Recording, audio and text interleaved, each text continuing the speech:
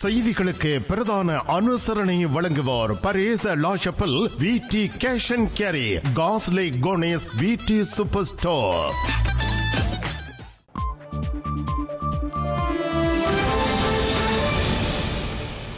வணக்கம், இது ஐபிசி தமிழின் செய்தி நேரம். முதலில் தலைப்புச் செய்திகள்.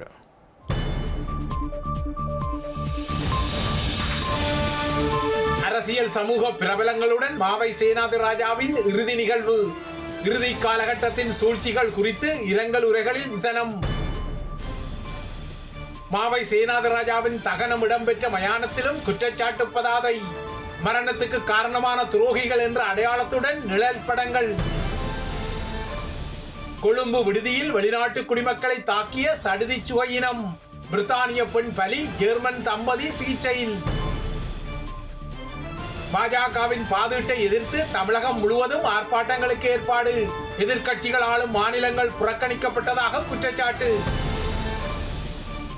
கனடா மற்றும் மெக்சிகோவின் பதிலடிகளால் டிரம்பின் வணிக போர் தீவிரம்.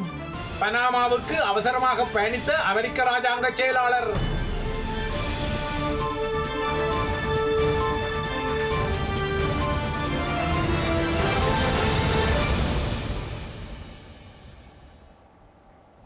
தொடர்வது விரிவான செய்திகள்.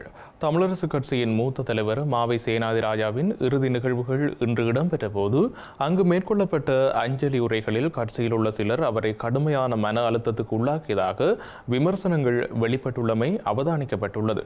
அத்துடன் அவரது உடல் தகனம் செய்யப்பட்ட மயானத்திலும் அவரது மரணத்திற்கு காரணமான துரோகிகள் என்ற குற்றச்சாட்டுடன் கட்சியில் உள்ள சில முகங்களின் படங்கள் காட்சிப்படுத்தப்பட்டிருந்ததையும் அவதானிக்க முடிந்தது. இந்த நிலையில் மாவை சேனாதிராஜாவின் உடல் தகனம் செய்யப்பட்ட மயானத்தில் அவரது மரணத்திற்கு காரணமான துரோகிகள் தமிழரசு கட்சியில் இருப்பதாக குற்றச்சாட்டை தொடுக்கும் வகையிலான பதாகை ஒன்று காட்சிப்படுத்தப்பட்டிருந்தமை அவதானிக்க முடிந்தது. தமிழ் தேசியத்தை நேசிக்கும் தமிழ் மக்கள் என பெயரிடப்பட்டிருந்த இந்த பதாகையில் சுமந்திரன், சாணக்கியன், சி.வி.கே. சிவஞானம் மற்றும் நாடாளுமன்ற உறுப்பினர் சத்தியலிங்கம் உட்பட்ட கட்சி பிரபலங்களின் படங்கள் பொறிக்கப்பட்டிருந்தன. இதற்கிடையே இந்த பதாகையில் படங்கள் இருந்தவர்களில் அநேகமானோர் இன்றைய இறுதி நிகழ்வுகளில் பங்கெடுக்காத நிலைமையும் அவதானிக்கப்பட்டிருந்தது. இந்த நிலையில் தமிழரசு கட்சியில் ஏற்பட்ட உள்ளக முரண்பாடுகளின் பின்னர் கட்சியின் இளைய உறுப்பினர்களில் சிலர் கட்சியின் மூத்த தலைவரான மாவை சேனாதிராஜாவை ஒருமையில் விழித்ததான செய்திகளும் தற்போது பகிரங்கத்திற்கு வந்துள்ளன. இந்த நிலையில் அவ்வாறானவர்களை இன்றைய அஞ்சலி உரையின் போது நாடாளுமன்ற உறுப்பினர் ஞானமுத்து ஸ்ரீநேசன் கடுமையாக சாடியிருந்தமை குறிப்பிடத்தக்கது. இலங்கை தமிழரசு கட்சியின் முன்னாள் தலைவர் மாவை சேனாதிராஜாவுடன் இறுதியாக நடத்திய சந்திப்புகளின் விவரங்களை கட்சியின் பதில் தலைவர் மற்றும் பதில் செயலாளர் ஆகியோர் வெளியிட வேண்டும் என அந்த கட்சியின் முன்னாள் நாடாளுமன்ற உறுப்பினரான வைத்தியர் சிவபிரகாசம் சிவமோகன் வலியுறுத்தியுள்ளார். வவுனியாவில் உள்ள அவரது அலுவலகத்தில் இடம்பெற்ற ஊடக சந்திப்பில் வைத்து கருத்து வெளியிட்ட அவர் உறுதியான எண்ணங்களுடன் இருந்த மாவை சேனாதிராஜா இறுதி காலத்தில் சூழ்ச்சி கூட்டத்தால் வீழ்த்தப்பட்டுள்ளார் என்பதே உண்மை எனவும் குறிப்பிட்டுள்ளார். சிறந்த ஒரு சந்தர்ப்பம் இந்த தேசிய பட்டியல் நமது மாவை சேனாதிராஜா ஐயாவுக்கு கொடுத்திருக்கப்பட வேண்டியது. கொடுத்திருந்தால் இன்று அனைத்து கட்சிகளையும் ஒருங்கிணைத்து மீண்டும் தலைவர் விட்ட பாதையில் ஒரு தமிழர் அணியை உருவாக்கி அதை செயல்படுத்தி இருப்பார். அதுதான் அவரது நோக்கமாகவும் இருந்தது. யாரையும் கட்சியை விட்டு கலைக்கும் நோக்கம் அவருக்கு ஒரு காலமும் இல்லை. போனவர்களையும் திருப்பி எடுத்து அனைவரையும் ஒருங்கிணைத்து ஒரு தேசிய அமைப்பாக நமது தமிழர்களை ஒருங்கிணைக்க வேண்டும் என்பதில் அவர் உறுதியாக இருந்தார். ஆனால் அவரது முயற்சி துரோகத்தால் தோற்கடிக்கப்பட்டது என்பதுதான் உண்மை.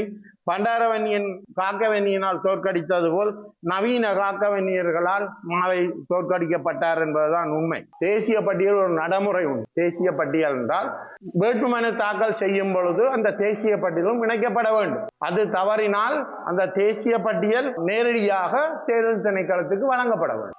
இது இரண்டும் செய்யப்படவில்லை. அது இமெயிலில் அனுப்பப்பட்டதாக அதுக்கு தகுதி வாய்ந்தவர்கள் பொறுப்பானவர்கள் சொல்கிறார்கள். அந்த பட்டியல் அனுப்பி இருந்தால் மாவை சேனாதிராஜா அவர்களின் பெயர் முதலாவது தேசிய பட்டியல் இருந்தது. எனவே அவரை தாங்கள் தோற்றுவிட்டால் தங்களுக்கு எடுக்க வேண்டும் என்பதற்காக இந்த சட்டமேதைகள் உள்ள இவர்களுக்கு தெரியாதா இந்த முறையில் தேசிய பட்டியல் சமர்ப்பிக்க முடியாது இமெயில் என்பது தெரியாதா? இது திட்டமிட்டு செய்யப்பட்ட சதி. அந்த சதி மூலம் தாங்கள் அந்த தேசிய பட்டியலை தங்களுக்கு சுயநலங்களுக்கு எடுத்திருக்கிறார்கள். இன்று இந்த தேசிய பட்டியல் விழலுக்கு இறைத்த நீராக தன் இனத்தையை சிதைக்கும் கோடரி காம்புகளின் கைகளில் சென்றிருக்கின்றது.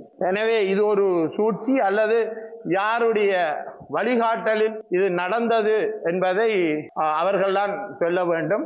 அல்லது இதன் பின்னர் யார் இருக்கின்றார்கள் என்பது, இந்த நிகழ்ச்சி நிரல் என்ன என்பது எங்களுக்கு தெரியாது. இன்று இந்த தமிழரசு கட்சியை மீட்டெடுக்க வேண்டுமாக இருந்தால் அதன் இந்த பதில் மும்மூர்த்திகள் தங்களது பதவிகளை துறந்து தமிழரசு கட்சியை சுமூகமாக இயங்குவதற்கு வழிவிட வேண்டும். தாக்கல் செய்து கொண்ட பொதுக்குழுவை தடை செய்த வழக்கை பின்வாங்கிக் கொள்ள வேண்டும். மேன்முறையீட்டு நீதிமன்ற பதில் நீதியரசராக நீதிமன்றத்தில் தற்போதுள்ள மூத்த நீதியரசரான முகமது லபார் தாகிர் நியமிக்கப்பட்டுள்ளார். ஜனாதிபதி செயலகத்தில் ஜனாதிபதி அனுரகுமார திசாநாயக்க முன்னிலையில் முகமது லபார் தாகிர் சத்தியப்பிரமாணம் செய்து கொண்டார். மேன்முறையீட்டு நீதிமன்றத்தின் நீதியரசு பந்துல கருணாரத்ன ஓய்வு பெறுவதற்கு முந்தைய விடுமுறையை பெற்றுக் கொண்டிருக்கும் நிலையில் அதனை ஜனாதிபதி அனுரகுமார திசாநாயக்க ஏற்றுக்கொண்டுள்ளார். புதிய மேன்முறையீட்டு நீதிமன்ற தலைமை நீதியரசர் ஒருவர் அரசியலமைப்பு ரீதியாக நியமிக்கப்படும் வரை இந்த நியமனம் நடைமுறையில் இருக்கும் என தெரிவிக்கப்பட்டுள்ளது. முன்னதாக நேற்று நடைபெற்ற நிகழ்வில் மேன்முறையீட்டு நீதிமன்ற நீதியரசராக தாம் பதவி உயர்த்தப்பட்டமை குறித்து நீதியரசர் மா இளஞ்செழியன் தனது அதிருப்தியை வெளியிட்டிருந்தார். அரசாங்கத்தின் எழுத்தடிப்புகளாலும் காலதாமதங்களாலும் அந்த பதவி வழங்கப்படாத பின்னணியில் புரியாத புதிராக தமது 28 ஆண்டு கால நீதித்துறை வாழ்க்கை முடிவுறுகிறது என அவர் கூறியிருந்தார். ஸ்ரீலங்கா தலைநகரின் கொள்ளுப்பட்டியில் உள்ள ஒரு தங்கு விடுதியில் வெளிநாட்டு குடிமக்களுக்கு ஏற்பட்ட சடதியான சுகையினத்துக்கும் மரணத்துக்கும் நஞ்சூட்டல் காரணமாக இருக்கலாம் என்ற கோணத்தில் விசாரணைகள் ஆரம்பிக்கப்பட்டுள்ளன. கொள்ளுப்பட்டி பகுதியில் உள்ள நட்சத்திர விடுதியில் இடம்பெற்ற இந்த சம்பவத்தில் ஜெர்மன் தம்பதி உட்பட்ட 3 உல்லாச பயணிகள் திடீர் உடல்நலக் குறைவுக்கு இலக்காகியதாக அறிவிக்கப்பட்டுள்ளது. உடனடியாக இவர்கள் மருத்துவமனையில் அனுமதிக்கப்பட்ட போதிலும் அங்கு சிகிச்சைகள் பலனளிக்காத நிலையில் 24 வயதான பிரித்தானிய பெண் ஒருவர் உயிரிழந்துள்ளார். எனினும் ஏனைய இருவருக்கும் தற்போது சிகிச்சைகள் வழங்கப்பட்டு வருகின்றன. இந்த சம்பவம் குறித்து கொழும்பில் உள்ள பிரித்தானிய உயர்ஸ்தானிகர் ஆலயத்திற்கும் ஜெர்மன் தூதரகத்திற்கும் அறிவிக்கப்பட்டுள்ளதாக தெரிகின்றது. தமிழ் அரசியல் கைதிகள் பலர் வருடக்கணக்கில் தடுத்து வைக்கப்பட்டுள்ள நிலையில் ஸ்ரீலங்காவின் 77வது சுதந்திர தினத்தை முன்னிட்டு பிப்ரவரி 4ஆம் தேதி உறவினர்களை பார்வையிட சிறை கைதிகளுக்கு சந்தர்ப்பம் வழங்கப்பட்டுள்ளது. இதனிடையே வழக்குகள் இன்றியும் வழக்குகள் தொடுக்கப்பட்டும் சிறை தண்டனை விதிக்கப்பட்ட நிலையிலும் நீண்ட காலமாக சிறை வைக்கப்பட்டுள்ள தமிழ் அரசியல் கைதிகளை அரசியல் தீர்மானம் எடுத்து விடுவிக்க வேண்டும் என வலியுறுத்தப்பட்டுள்ளது. சுதந்திர தினத்தை முன்னிட்டு பிப்ரவரி 4ஆம் தேதி அன்று சிறை கைதிகளை திறந்த வெளியில் சந்திப்பதற்கு அவர்களின் உறவினர்களுக்கு விசேட சந்தர்ப்பம் வழங்கப்பட்டுள்ளதாக சிறைச்சாலைகள் திணைக்களம் தெரிவித்துள்ளது. சுதந்திர தினத்தை முன்னிட்டு இந்த விசேட வாய்ப்பு வழங்கப்பட்டுள்ளதாக சிறைச்சாலைகள் ஆணையாளரும் ஊடக பேச்சாளருமான காமினி பீதி சாநாயக்க தெரிவித்துள்ளார். அதன்படி குறித்த தினத்தில் கைதிகளின் உறவினர்களால் கொண்டுவரப்படும் உணவு மற்றும் சுகாதார பொருட்களை கைதியொருவருக்கு போதுமான அளவு வழங்குவதற்கு அனுமதி வழங்கப்பட்டுள்ளது. நாட்டில் உள்ள சகல சிறைச்சாலைகளிலும் சுகாதார வழிகாட்டுதல்களுக்கு அமைய கைதிகளை பார்வையிடுவதற்கான ஏற்பாடுகள் மேற்கொள்ளப்பட்டுள்ளதாக சிறைச்சாலை ஆணையாளரும் ஊடக பேச்சாளருமான காமினி பீதி சாநாயக்க தெரிவித்துள்ளார். இலங்கையில் இளைஞர்களிடையே HIV மற்றும் ஏனைய பாலியல் பரவும் நோய்கள் அதிகரித்து வருவது குறித்து இலங்கை சமூக மருத்துவர்கள் கல்லூரி கவலை வெளியிட்டுள்ளது. கொழும்பில் உள்ள இலங்கை மருத்துவ சங்க கேட்போர் கூடத்தில் நடைபெற்ற ஊடகவியலாளர் சந்திப்பில் கருத்து வெளியிட்ட வைத்திய நிபுணர் விந்தியா குமாரபில்லி குறிப்பாக 15 முதல் 24 வயதுடைய இளைஞர்கள் ஆபத்தில் உள்ளதாக கூறியுள்ளார். சமூக ஊடகங்களின் பயன்பாடானது இந்த நோய்கள் பரவுவதற்கு முக்கியமான காரணமாக உள்ளதாக கூறிய அவர் டேட்டிங் எனப்படும் களவலாவல் செயலிகள் உட்பட பல்வேறு தளங்களூடாக பல இளைஞர்கள் இணைவதாக தெரிவிக்கப்பட்டுள்ளது. இலங்கை முழுவதும் விவசாயிகள் இருந்து நெல்லை கொள்வனவு செய்வதற்கு பெயருக்கு மாத்திரம் சிறிய தொகையை ஸ்ரீலங்கா திரைசேரி ஒதுக்கியுள்ளதாக எதிர்க்கட்சித் தலைவர் சஜித் பிரேமதாச சாடியுள்ளார். குருநாகல் கனேவத்த பிரதேசத்தில் இடம்பெற்ற மக்கள் சந்திப்பில் கருத்து வெளியிட்ட அவர், நெல் அறுவடை ஆரம்பமாகிவிட்ட போதிலும் அரசாங்கத்தினால் நெல்லுக்கான உத்தரவாத விலையை வழங்க முடியாது போயுள்ளதாக குற்றம் சாட்டியுள்ளார். கிழக்கு மாகாணத்தில் நெல் அறுவடை செய்யும் பணிகள் ஆரம்பிக்கப்பட்டுள்ள நிலையில் இன்னமும் உத்தரவாத விலையை வழங்கப்படவில்லை எனவும் எதிர்க்கட்சித் தலைவர் தெரிவித்துள்ளார். 3 லட்சம் மெட்ரிக் டன் நெல் கொள்வனவிற்கு 5 பில்லியன் ரூபாவை ஒதுக்கியுள்ளதாக கூறிய அவர், மேலதிக பணத்திற்கான கோரிக்கை நெல் சந்தைப்படுத்தல் சபைக்கு சமர்ப்பிக்கப்படவில்லை எனவும் குறிப்பிட்டுள்ளார். இது அரசாங்கத்தின் பலவீனமாகும் எனவும் தேசிய மக்கள் சக்தி ஆட்சியில் காணப்படும் குறைபாடு எனவும் அவர் தெரிவித்துள்ளார். நெல் கொள்முதல் செய்ய பணம் ஒதுக்கப்பட்டாலும் ஒதுக்கப்பட்ட பணத்தில் நெல் கொள்முதல் செய்யப்படவில்லை எனவும் சஜித் பிரேமதாச கூறியுள்ளார். கடந்த காலங்களில் தற்போதைய அமைச்சர்கள் சிலர் வயல்வெளிகளுக்கு சென்று உரமானியம் மற்றும் நெல்லுக்கான உத்தரவாத விலை தொடர்பில் அதிகம் பேசியுள்ளனர் எனவும் அவர் குறிப்பிட்டுள்ளார்.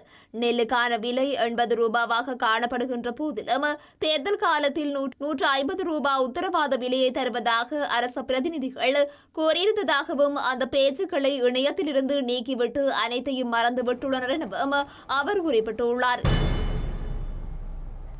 செய்திகளின் நிறைவாக மீண்டும் தலைப்புச் செய்திகள்.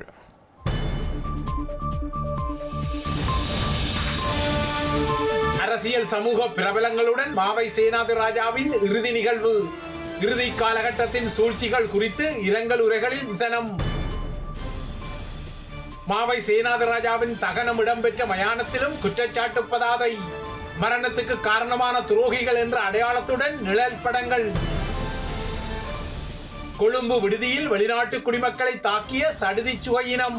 பிரித்தானிய பெண் பலி, ஜெர்மன் தம்பதி சிகிச்சையில். பாஜகவின் பாதீட்டை எதிர்த்து தமிழகம் முழுவதும் ஆர்ப்பாட்டங்களுக்கு ஏற்பாடு. எதிர்க்கட்சிகள் ஆளும் மாநிலங்கள் புறக்கணிக்கப்பட்டதாக குற்றச்சாட்டு. கனடா மற்றும் மெக்சிகோவின் பதிலடிகளால் டிரம்பின் வணிகப் போர் தீவிரம். பனாமாவுக்கு அவசரமாக பயணித்த அமெரிக்க ராஜாங்க செயலாளர்.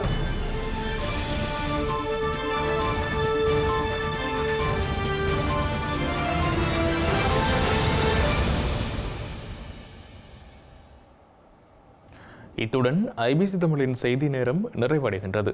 உடனுக்குடன் செய்திகளை அறிந்து கொள்ள ibctamil.com என்ற எமது இணையதளத்தை பார்வையிடுங்கள். வணக்கம்.